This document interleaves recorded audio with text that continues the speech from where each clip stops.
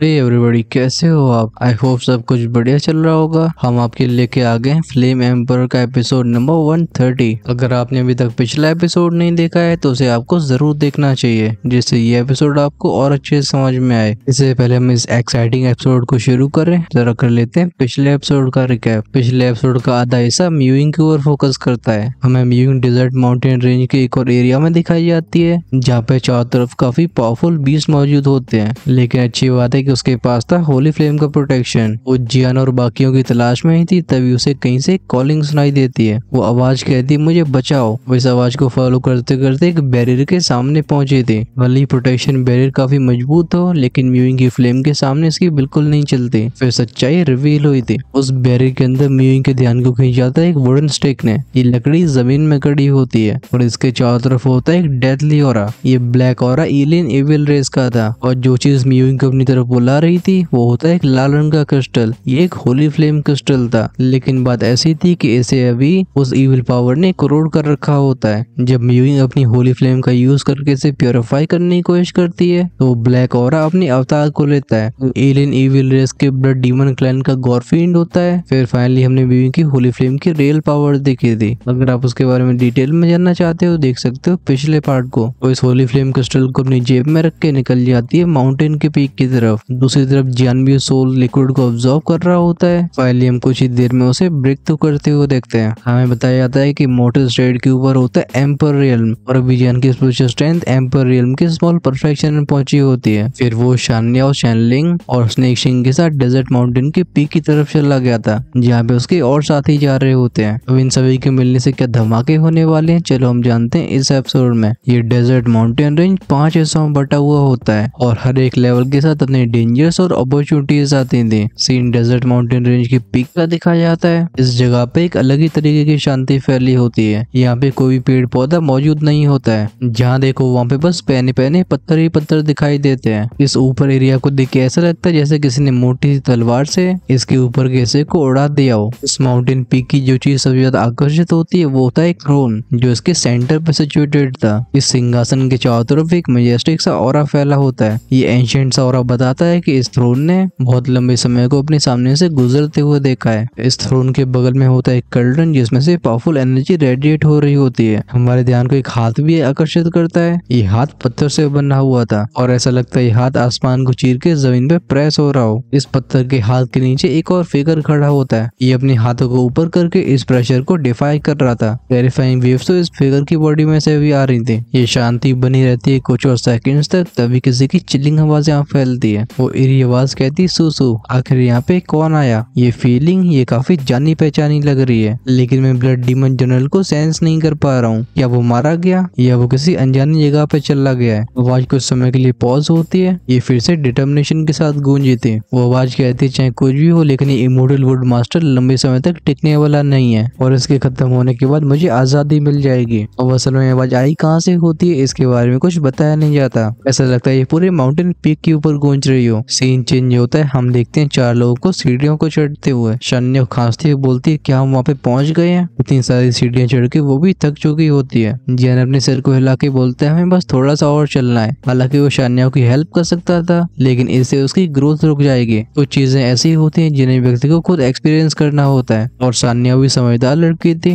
वो दांती मीज के नोट करती है। हम उसे एक एक स्टेप जैसे करके आगे लेते हुए देखते हैं। इस लड़की की प्रोग्रेस को देख के जियान कहता है, लगता है टियानम्यू क्लैन की प्रिंसेस उतनी फ्रेजाइल नहीं है जितना मैंने सोचा था। थोड़ी और देर तक चलने के बाद ये सभी सीढ़ियों के एंड तक पहुंच जाते हैं। शैलिंग की डिटर्मिनेशन से भरी आंखें होती सामने की तरफ। वो कहती है, हम यहाँ पहुंच गए हैं। फाइनली जियान, शान्या और स्नेक सिंह को इस माउंटेन के टॉप का नजारा देखने को मिलता है। चारों तरफ लाल पीली चट्टानों के अलावा और कुछ दिखाई नहीं देता। हवा में एक ऑपरेसिव एनर्जी भरी हुई थी, जैसे डेसरेट सीन को आज तक इन्होंने एनकाउंटर नहीं किया होता है। जियान की इमेंस सोल पावर उसे बताती है कि जगह उतनी सिंपल नहीं जितनी वो दिखाई दे रही है। वो सबसे कहते हैं, एवरीवन केयरफुल, ये जगह खतरों से भरी हुई है। ये सुन के शान्या और शैनली ने नोट किया था। इन दोनों के एक्सप्रेशंस काफी ज्यादा सॉलम होते हैं, लेकिन अगर बात करें सबसे ज्यादा सीरियस एक्सप्रेशन की तो वो होते हैं स्नेक सिंह के। वो इस हवा को तुरंत पहचान लेता है। ये ऑरा होता है उसी ब्लड डीमन क्लैन का, जिसके कर्स ने जियान ने उसे छुड़ाया था। स्नेक सिंह मनी मन में कहता है, आई होप कुछ भी गलत नहीं होगा। वो ग्रुप को फालतू में अलार्म नहीं करना चाहता था। जैसे जियान सीढ़ियों से ऊपर एक कदम लेता है, अचानक से उसे एक ऑपरेसिव प्रेशर फील फील होता है। बिना हिचकिचाए जियान ने अपनी नई सोल स्ट्रेंथ को रिलीज कर दिया था। हवा में एनर्जी से कुछ मुफर्ड बूम बूम साउंड सुनाई देते हैं और फाइनली जियान इस ऑपरेसिव एटमॉस्फेयर को झेल पाता है। वो अपने आप को खुशकिस्मत महसूस कर रहा था कि उसने इस जगह पे आने से पहले उस सोल लिक्विड को ऑब्जर्व करने का डिसाइड किया। अब शार्लिंग के चेहरे पे एक अलग ही लेवल की डिटर्मिनेशन मौजूद होती है। ऐसा लगता है उसके दिल की गहराइयों में कुछ जाग गया हो, ये उसे अपनी तरफ खींच रहा था। शार्लिंग कहती आगे बढ़ते हैं। जैसे जैसे उसके कदम आगे बढ़ते हैं ये फीलिंग और भी क्लियर होते जाती है। ये फीलिंग आ रही थी उसकी ब्लड लाइन से। ऐसा लगता है इस माउंटेन टॉप के ऊपर कुछ ऐसा मौजूद है जो उससे मिलने के लिए बेकरार है। हर एक स्टेप के साथ वो महसूस करती है कि उसका ब्लड लाइन कनेक्शन और भी डीप होता जा रहा है। आगे बढ़ रही शार्लिंग को देख के स्नेक सिंह के एक्सप्रेशन काफी कॉम्प्लिकेटेड होते हैं। आफ्टर ऑल जहाँ पे शान्या शुरुआत से डीप स्लीप में थी, उसने अपने ज्यादातर समय को शार्लिंग के साथ गुजारा है। इस लड़की का टेम्पर हमेशा काइंड और जेंटल रहा है, लेकिन वो ये भी जानता था कि अगर इसे फालतू में पंगे ले जाते हैं तो ये बच्ची एकदम खूंखार भी हो सकती है। सीन लौटा था जियान की तरफ। लॉन्गी का ट्रांसमिशन उसके दिमाग में पहुंचता है। वो कहते हैं आखिर यहाँ पे इतनी गर्मी क्यों है। वो एंशिएंट रूलर से नीचे जमीन की तरफ देखते हैं। वो सेंस करते हैं कि रेडिश येलो रॉक नॉर्मल पत्थरों से कुछ ज्यादा ही गर्म है और साथ में उन्हें इस पहाड़ के ऊपर की सतह के नीचे एक टेरिफाइंग फ्लेम एनर्जी सेंस हो रही थी। ये फ्लेम जियान की हेवली फ्लेम से भी टेरिफाइंग होती है। इस समय एक्सप्रेशन तो जियान के भी सीरियस होते हैं। वो कहते हैं मैं जैसे जैसे आगे बढ़ रहा हूँ मेरे अंदर की फ्लेम्स और भी एजिटेट होते जा रही हैं। मुझे लगता है हम होली फ्लेम के करीब पहुंचते जा रहे हैं। होली फ्लेम का विचार जियान को एंटिसिपेशन से भर देता है। जब से वो दोदी कॉन्टिनेंट में आया था उसके आगे बढ़ने के सबसे बड़े कारणों में एक होली फ्लेम रही है। आखिरकार यही वो रास्ता है जिस पर चल के वो स्ट्रॉन्ग बन सकता है। जियान को से वादा करता है कि मैं इस होली फ्लेम को डिवावर करूंगा। येट जियान के दिमाग में बहुत सारे सवाल भी थे। एक बार गोल्डन ड्रैगिंग ने बताया था इस होली फ्लेम में से कुछ मिसिंग है। जियान कहता है चाहे कुछ भी हो लेकिन मुझे चौकन्ना रहना होगा, क्योंकि होली फ्लेम इस जगह पे मौजूद है तो इसका मतलब ये है कि एलियन एविलेस का पावर हाउस भी करीब ही होगा। तभी जियान को अपने हाथ का सोल ईटर टेलिस्मैन वार्म फील होता है। ऐसा लगता है ये गर्माहट बता रही है कि वो बैटल के लिए तैयार है। नेक्स्ट मोमेंट में जियान को एक बहुत हल्की आवाज सुनाई देती है। ये आवाज सोल ईटर टेलिस्मैन से आ रही थी।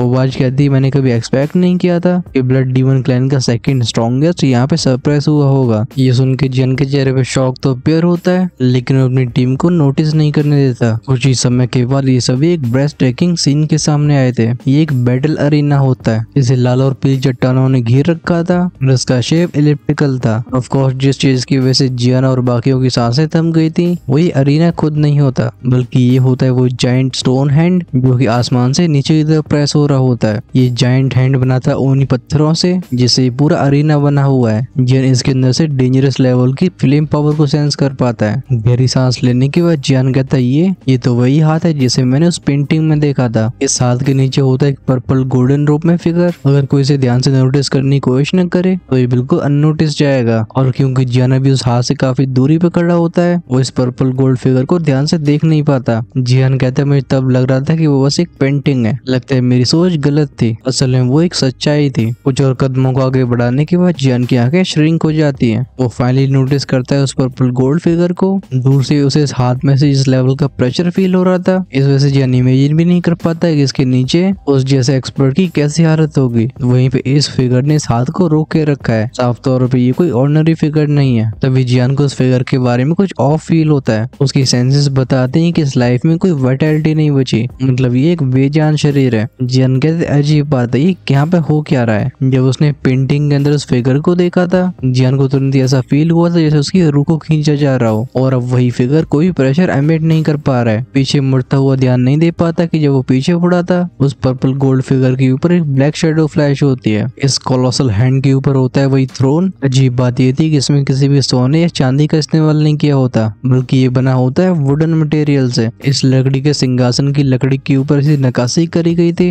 जो लोगों को इसकी तारीफ करने में मजबूर कर दे। हम जगह जगह पे फीनिक्स और ड्रैगन्स को देखते हैं, और बात ऐसी होती कि फीनिक्स और ड्रैगन्स के फिगर्स अपने एक ऑरे को रखते थे। जियान को उस थ्रोन के अंदर से एक पोटेंट ऑरा फील होता है। वो फील करता है कि ऑरा वुडन एनर्जी को रखता है। जियान कहता लगता है ये इस मेंशन के ओनर का थ्रोन होगा। अपनी आंखों के किनारे से जियान देखता है शार्लिंग को, जिसकी आंखें इस थ्रोन के ऊपर टिकी होती हैं। उसकी आंखें इस समय नम हो चुकी थी। शार्लिंग अपने हाथ को आगे बढ़ा के शार्लिंग को दिलासा देने की कोशिश करती है, लेकिन शार्लिंग जेंटली उसके हाथ को साइड में कर देती है। शार्लिंग पीछे मुड़ के एक स्माइल के साथ बोलती है तुम चिंता मत करो, मैं इतनी भी कमजोर नहीं हूँ, वरना लिटिल प्रिंसेस मैं तुम्हें अब तक प्रोटेक्ट कैसे कर पाती। ये सुन के शान्या भी वार्म स्माइल के साथ नोट कर देती है। वहीं पे जियान फिर से फोकस करता है थ्रोन के ऊपर, उसे वहाँ पे एक इनॉर्मस कल्डन भी दिखाई देता है। ये कल्डन पीले रंग का होता है और इसके चारों ओर 6 ओपनिंग्स होती है। ऐसे कल्डन को जियान ने काफी कम बार देखा था। ज्यादातर कल्डन्स में 2 ही ओपनिंग्स होती हैं। उससे ज्यादा ओपनिंग्स वाले कल्डन बहुत ज्यादा एफर्ट्स के साथ बनते हैं। वहीं पे अगर बात करें इस कल्डन की तो ये अपनी अलग ही लीग में है। जियान कहता है कल्डन सच में एक्स्ट्राऑर्डिनरी है। इस कल्डन को देख रही जियान की आंखें कुछ नोटिस करती हैं। वो कहता है इसके अंदर क्या है। जब जियान उस कल्डन की तरफ आगे बढ़ता है उसे एक इनविजिबल बैरियर रोकता है। फ्लॉप की आवाज के साथ जियान को पीछे ढकेल दिया गया था। तभी पीछे से शानलिंग की आवाज आती है। वो कहते हैं यहाँ पे एक पावरफुल क्रीचर मौजूद है। इस समय जियान के एक्सप्रेशन भी टेंस हो चुके थे।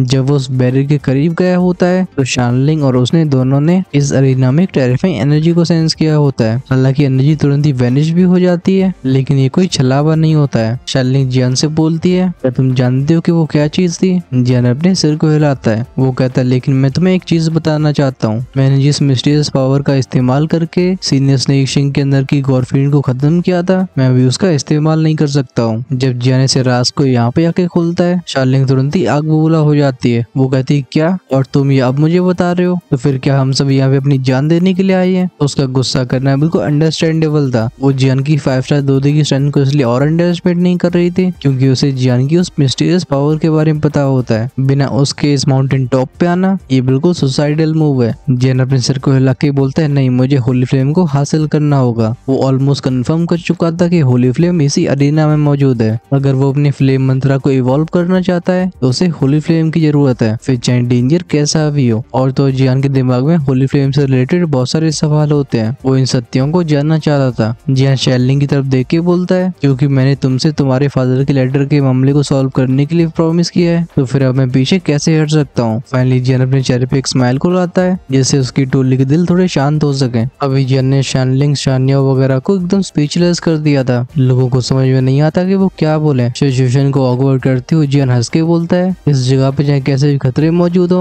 उन्हें मैं तुम्हारे साथ फेस करूंगा। भले ही जियान की बोलने की टोन काफी कैजुअल लग रही हो, लेकिन वो इन दोनों बहनों के लिए एक ऑब्लिगेशन फील कर रहा था। शानलिंग को सोचने के बाद बोलती है तुम जिस होली फ्लेम की तलाश में हो वो जरूर यहाँ पे मौजूद होगी, लेकिन ये मत भूलो कि इस ट्रेजर को गार्ड करने वाला क्रीचर उतना ही टेरिफाइंग होगा। हम ये भी नहीं भूल सकते हैं कि उस एंशिएंट इविल रेस के पावर हाउस को भी यहाँ पे सील करके रखा गया है। शानलिंग की आवाज हो गई थी काफी हैवी। वो कहती है एलियन इविल रेस के क्रीचर्स हजारों सालों से हमारे डेकियन वर्ल्ड के दुश्मन रहे हैं। इन एलियन इविल रेस की वजह से ग्रेट 1000 वर्ल्ड ने न जाने कितने एक्सपर्ट्स को खोया है। ये सुन के जियान हल्के से नोट करता है। ऑफ कोर्स वो शानलिंग और बाकियों को ये नहीं बताता कि शायद एलियन इविल रेस के बारे में उसके पास जानकारी इन सभी से ज्यादा होगी। जियान अपने साथियों को भी पास में सेंस कर पाता है और इसकी वजह से उसके अंदर कॉन्फिडेंस और बढ़ जाता है। वो कहते हैं अगर इस बार हमें मौका मिलता है तो हम इस इविल रेस के पावर हाउस को भी खत्म कर देंगे। जियान की आंखों में डिटर्मिनेशन को देख के शानलिंग हेजिटेट करती है। जब जियान ने उसके फादर की लेगेसी को तलाश करने का प्रॉमिस किया था, ये शानलिंग के दिल को छू गया होता है, लेकिन वो ये भी जानती थी कि जगह डेंजर से भरी हुई है। वो कहती है अगर सिचुएशन ज्यादा डायर होती है तो फिर हम सबको अपनी जान की परवाह करनी होगी। जियान नोट करके बोलता है ऑलराइट। जियान और उसके टीम मेंबर्स ने बस कुछ ही कदम आगे लिए होते हैं तभी इस माउंटेन टॉप पे फिर से एक बदलाव होता है। चारों लोग सेंस करते हैं कि जमीन एकदम कांपने लगी है। फिर बैंग की आवाज के साथ सामने का फ्लोर फट गया था। वो ओवल शेप का मैसिव अरीना अभी एक टेरिफाइंग ऑरे को रेडिएट कर रहा होता है। इसमें से शूट होती एक पर्पल लाइट बीम और पत्थर के टुकड़े चारों तरफ फैलते हैं। इस एक्सप्लोजन की शॉक वेव्स की वजह से जियान और उसका ग्रुप पीछे चला जाता है। ये सभी स्टंड हो चुके थे। जब इनकी नजरें होती हैं उस लाइट बीम पे इन्हें एक मैसिव फिगर दिखाई देता है। ये फिगर खतरनाक लेवल की पर्पल एनर्जी को एमिट कर रहा था। इसे देख के ऐसा लगता है जैसे नरक का दरवाजा खुल गया हो। जियान एक ट्रेम्बलिंग आवाज में कहता है क्या एक एलियन इविल रेस का पावर हाउस है। इस समय उसकी दोनों आंखें श्रिंक हो चुकी होती हैं। इस फिगर की प्रेजेंस इतनी ओवरवेलमिंग थी कि जियान और बाकियों को क्रश कर रही होती है। अभी शान्या और शानलिंग का चेहरा भी डर से भर चुका होता है। शान्या को कहती क्या दुनिया तबाह होने वाली है। वो फिगर अपने पैरों को प्रेस करता है जमीन पे और बूम की आवाज के साथ वो टकरा गया था उस मैसिव हैंड से। धीरे धीरे उस पत्थर से बने हाथ पे क्रैक फैलते हैं, फिर वो भी बैंग की आवाज के साथ बिखर जाता है। उस हाथ को चीरते हुए फिगर सीधा आसमान में शूट हो गया था। जहाँ जहाँ उसके पैर पड़ते हैं वो स्पेस चटक जाता है। उस फिगर में से आती शीश की आवाजें। लगता है वो बहुत लंबे समय से बोला नहीं था। फाइनली जियान और बाकियों की उसकी मैले से भरी हंसी की आवाज सुनाई देती है। उस सिनिस्टर आवाज में कहता है कितना लंबा समय हो गया, आखिरकार अब मैं आजाद हूँ। Immortal master crazy would, finally अब तुम मुझे रोक नहीं पाओगे। मैं तुमसे वो सब छीन लूंगा जो तुम्हारा कभी था। इस फिगर के चारों तरफ की डार्क डार्क एनर्जी कंडेंस होती है जैसे इसकी असलियत सामने आई थी। इसकी त्वचा पूरी तरीके से लाल थी और वो आंखें भरी होती नफरत से। बस इसके फॉर्म को ही देख के जियान के चिल फैल गई होती है। वो कहता है डैम इट, आखिर ये कैसा एलियन लेवल इसका पावर हाउस है। दूसरी तरफ शानलिंग और शानिया को खड़े होने में परेशानी हो रही होती है। इस इमेज प्रेशर की वजह से इनकी बॉडी ट्रेम्बल हो रही थी। पीछे खड़े स्नेक सिंह के चेहरे पे भी अभी ग्रेव एक्सप्रेशन होता है। स्नेक सिंह सोलम आवाज में कहता है ये स्ट्रेंथ मैं इसे हैंडल नहीं कर सकता हूँ। वो ब्लैक पर्पल एंटिटी एक ही फ्लैश में उस थ्रोन के सामने अपीयर होती है जो इस अरीना के बीचा बीच में था। उस फिगर की वो डार्क रेड आंखें एक रिडिक्यूल से भरे एक्सप्रेशन के साथ उस थ्रोन को देखती हैं। वो कहता है इमोर्टल मास्टर क्रेजी वुड, भले ही तुमने अपनी सोल के एक फ्रैगमेंट को पीछे छोड़ दिया हो तभी तुम मेरा कुछ बिगाड़ नहीं सकते हो। आखिरकार तुम्हारा एरा खत्म हो चुका है। ये कह के वो आसमान की तरफ देख के तेजी से हंसने लगा था, बट इसी मोमेंट में थ्रोन में से एक हंसने की आवाज बाहर आती है। वो आवाज कहती है ओह ऐसी बात है क्या। तभी थ्रोन के ऊपर का स्पेस डिस्टॉर्ट हुआ था। हम एक फिगर को उस पे अपीयर होते हुए देखते हैं। इसने सफेद रंग की रोज पहन के रखी होती है। एट द सेम टाइम इसके चारों तरफ की एनर्जी इतनी शांत होती है कि उस इविल एंटिटी का ऑरा उसे बिल्कुल अफेक्ट नहीं कर पाता। इस फिगर के दोनों हाथ थे आर्म रेस्ट पे।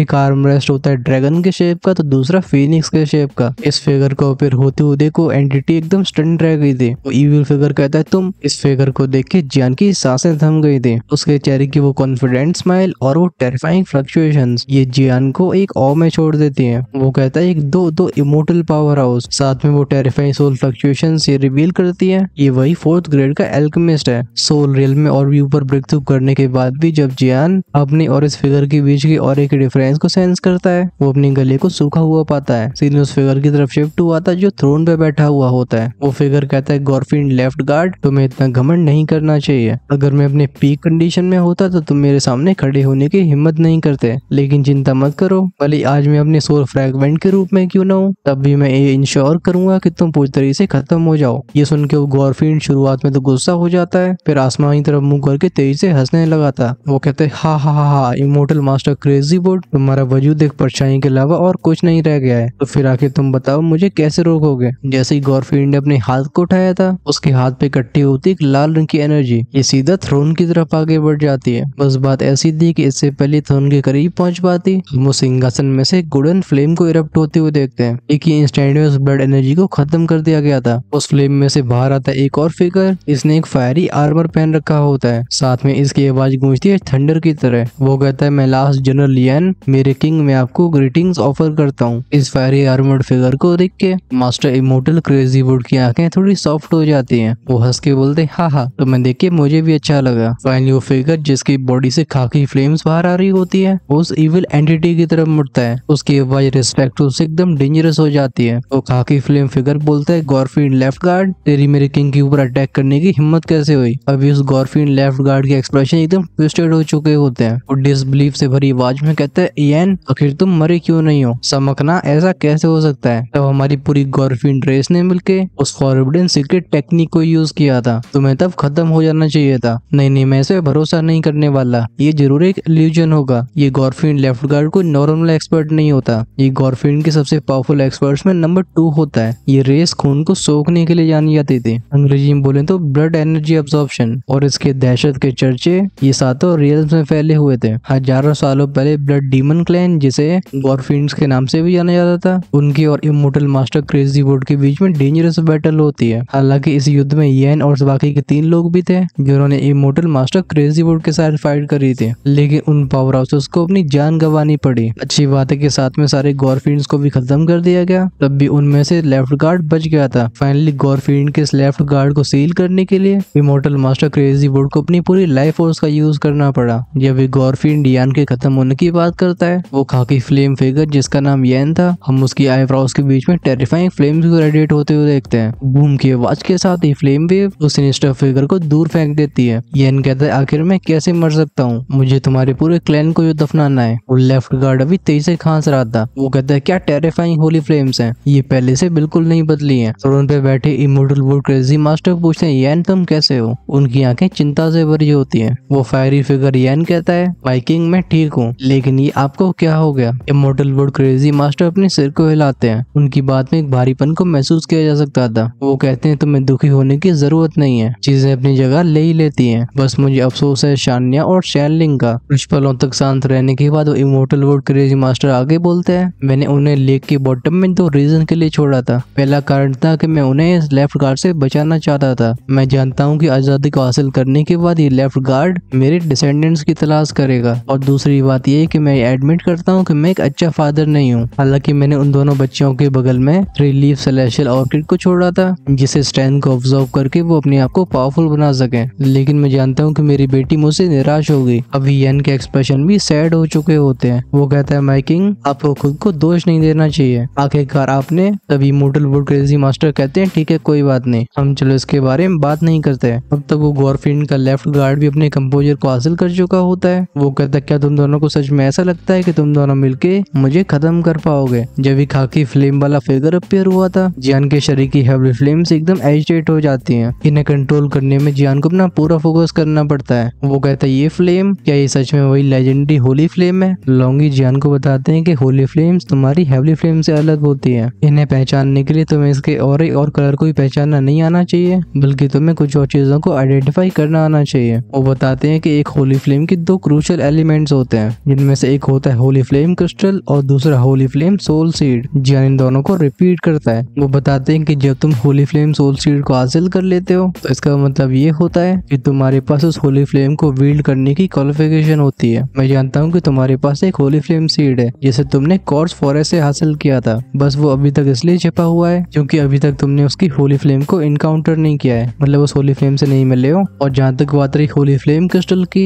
ये होली फ्लेम क्रिस्टल तभी फॉर्म होता है जब होली फ्लेम को पूरी तरह से सबड्यू कर लिया जाता है। लोंगी की बात को जियान गहराई से सोचता है। वो सेंस कर पा रहा था कि इस अरीना में एक पावरफुल बैरियर प्लेस किया गया है। शायद एक करामात होगी इमोर्टल मास्टर क्रेजी बोर्ड की, जैसे वो अंदर की एंटिटी बाहर ना आ सके। दूसरी तरफ शैनलिंग, जिसकी आंखें लगातार उस थ्रोन की तरफ टिकी हुई थी, उसके दिल में एक बहुत बड़ा इमोशंस का स्टॉर्म बन चुका होता है। उस सिंहासन के ऊपर बैठे व्यक्ति की बातों को सुन के शैनलिंग को कई चीजों का बेसिक आइडिया हो गया था। वो कहती, क्या ये मेरे फादर है? वहीं पे शैन्या और स्नेक सिंह दोनों ही अपने आप को तैयार कर रहे होते हैं। वो फील कर पा रहे थे कि बहुत जल्दी एक टेरिफाइंग बैटल शुरू होने वाली है। नजारा लौटता वापस से उस थ्रोन की तरफ। इमोर्टल मास्टर क्रेजी वुड हंस के बोलते, ही हमें आखिरी बार एक साथ लड़े हुए काफी लंबा समय हो गया है। येन भी एक्साइटमेंट से भरी आवाज में कहता है, माय किंग, आपके साथ वैसे बैटल में पार्टिसिपेट करना ये मेरे लिए गर्व की बात हो गई। ये कह के येन की बॉडी में से वो खाकी फ्लेम्स इरप्ट होती हैं। फश फश की आवाज के साथ स्पेस और पास के पत्थर फट जाते हैं। वो इनॉर्मस हैंड जिसके टुकड़े टुकड़े हो चुके होते हैं, हम उसे मैग्मा में ट्रांसफॉर्म होकर येन की बॉडी में अब्सॉर्ब होते हुए देखते हैं। जैसे ही मोल्टन मैग्मा येन की बॉडी में फ्यूज हुआ था, येन का ऑरा खतरनाक तरीके से राइज करता है। इसकी इंटेंसिटी काफी जल्दी पहुंच जाती इमोर्टल लेवल पे। इमोर्टल मास्टर क्रेजी वुड भी आसमान की तरफ देख के हंस के बोलते हैं, तो चलो एक बार आखिरी बार फिर से क्रेजी हुआ जाए। अपने दोनों ही दुश्मनों की ऐसे औरों को राइज होती हुई सेंस करके उस गॉरफिन के लेफ्ट गार्ड के चेहरे के एक्सप्रेशन अभी गुस्से और डर से भर गए होते हैं। वो कहते हैं, डैम इट, आखिर ऐसा कैसे हो सकता है? ये मैडवुड इमोर्टल मास्टर, जिसे अब तक पूरी तरह समाप्त हो जाना चाहिए था, वो भी ऐसी टेरिफाइंग पावर को कैसे यूज कर सकता है? और ये रॉक फ्लेम,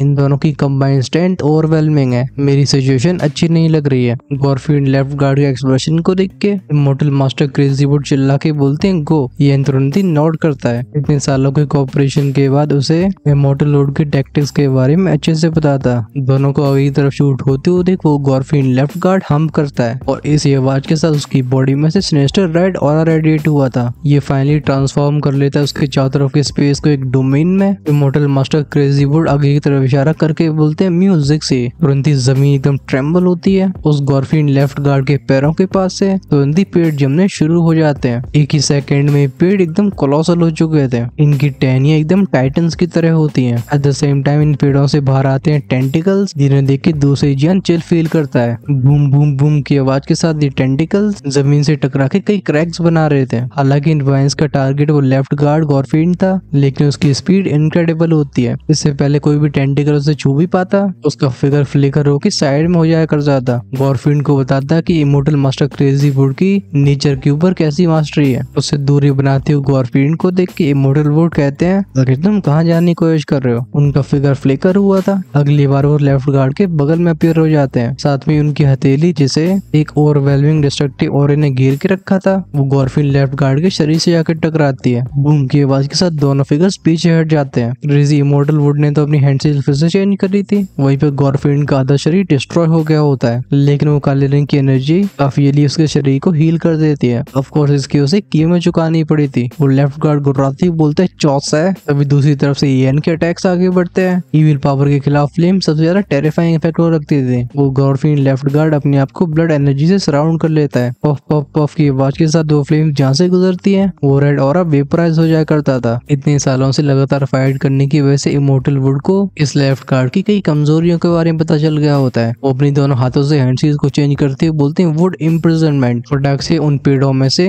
कई पेनी पेनी वाइन शूट होती हैं। मास्टर इमोर्टल क्रेजी वुड कहते हैं फायर। तुरंत ही येन की बॉडी में से फ्लेम इरप्ट होती है। ये लिपट जाती है उन बड़े बड़े पेड़ों की वाइन से। जब वो फायर और वुड एट्रीब्यूट का और एक दूसरे से मिलता है तो एक दूसरे को जलाने की जगह पे एक दूसरे को कॉम्प्लीमेंट करने लगा था। फिर बैंग बैंग बैंग की आवाज के साथ कई वाइन्स आसमान को चीरते हुए उस इविल एंटिटी की तरफ आगे बढ़ जाती हैं। जियन जो कि इस बैटल को लगातार ऑब्जर्व कर रहा था अभी उसके एक्सप्रेशन भी एस्टोनिशमेंट से भरे होते हैं। वो कहता है ये मैडफुल इमोर्टल मास्टर सच में रिमार्केबल है। वुड और फायर एट्रीब्यूट को इस तरीके से कंबाइन करना शायद मैं फ्यूचर में ऐसा कुछ अचीव कर पाऊं। इससे पहले जियन का कॉन्फिडेंस घमंड में बदल पाता लोंगी उसके बलून में छेद कर देते हैं। वो हंस के बोलते हैं तुम हाँ अभी तुम्हें इसके सपने भी नहीं देखने चाहिए। इससे कॉम्बिनेशन के लिए 2 चैन लेवल की स्ट्रेंथ चाहिए होती है। हमारे ऐसे 2D प्रैक्टिशनर के लिए इस फील्ड को अचीव करना बिल्कुल इम्पॉसिबल है। ये सुनकर जियान अपनी आंखें रोल कर लेता है। लगता है उसकी सारी उम्मीदों पे ठंडा पानी फिर गया था। अभी लोंगी कहते हैं तब भी भले ही होली फ्लेम हो ये बस एक सोल सीड है। मैं इसके होली फ्लेम क्रिस्टल को सेंस नहीं कर पा रहा हूँ। वहीं पर अगर बात करिए उस गॉर्फिन की उसके बारे में मुझे काफी अजीब महसूस हो रहा है। ऐसा लगता है जानबूझ के अपनी पावर को छुपा रहा हो। लोंगी एक एक्सपीरियंस ड्रैगन ट्राइब के मेंबर होते हैं और उनके कहीं पे जियान जोर देता है। जब वो लोंगी के मुंह से ऐसी बात सुनता है तो उसका एक्सप्रेशन डार्क हो जाते हैं। लगता है सिचुएशन इतनी अच्छी नहीं है जितना वो सोच रहा था। खैर उसके सामने होने वाली क्लैश टाइटन्स के बीच में थी। ये उसके अभी की एबिलिटीज के बिल्कुल बाहर की बात है। चाहे बात हो गॉर्फिन लेफ्ट गार्ड की